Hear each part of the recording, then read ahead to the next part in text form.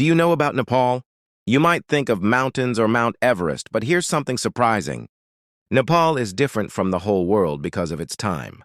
While most countries follow full hours and some follow half hours, Nepal follows a 45-minute time difference. Yes, 45 minutes. Nepal's standard time is UTC plus 5 hours and 45 minutes, making it one of the very few countries in the world with such a unique time period. It's not just a country that stands tall in geography. Nepal stands unique in time. Nepal has no sea, yet it is home to the world's highest mountain, Mount Everest, along with the Himalayas, hills, and plains, all in one small country.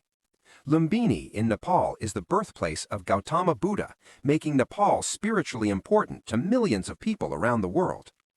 Nepal has over 120 ethnic groups and languages living together peacefully with different traditions, foods, and festivals. Only non-colonized country in South Asia. Nepal was never ruled by a foreign power, which makes its history different from many neighboring countries. Nepal is the only country in the world with a non-rectangular national flag, which symbolizes its uniqueness. Religion and spirituality are part of everyday life. Hinduism and Buddhism coexist closely, often sharing temples and traditions. Despite limited resources, people are known for their hospitality, resilience, and happiness, often valuing community over wealth. Current time period in Nepal. Nepal officially uses the Bikram Samvat calendar as its national calendar for everyday life, government, and cultural purposes.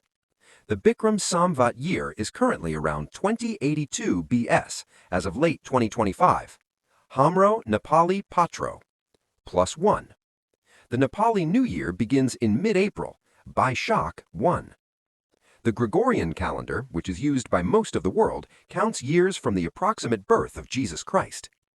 Nepal's Bikram Samvat calendar starts from an era traditionally linked to Vikramaditya around 57 BC, which makes its year number about 56 to 57 years ahead of the Gregorian year. Example: if it's 2025 AD in the Gregorian calendar, it's about 2082 BS in Nepal. The Nepali calendar is lunisolar. It uses both the moon phases and the solar year to organize months and years, much like many traditional calendars in South Asia. The English calendar is purely solar, based on Earth's orbit around the Sun, with fixed months and leap years. Nepali months don't match English months exactly. They often begin in mid-April, mid-May, etc. This is another reason dates don't line up directly with the Western calendar. The calendar used by most of the world today is called the Gregorian calendar. Its year counting system is based on the birth of Jesus Christ.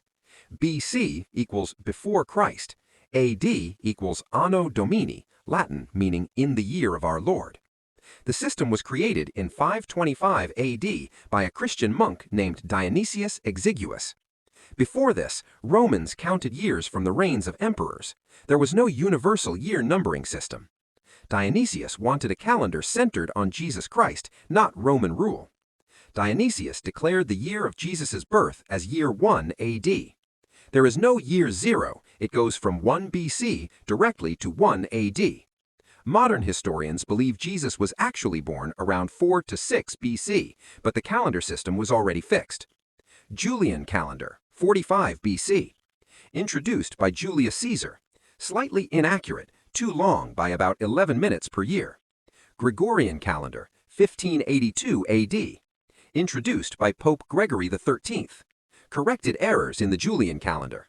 Added the modern leap year rules. Became the global standard over time. The Christian calendar spread because of European colonial expansion, global trade, science and international communication, political agreements. Even non-Christian countries use it for international dates, business, technology, aviation, and diplomacy.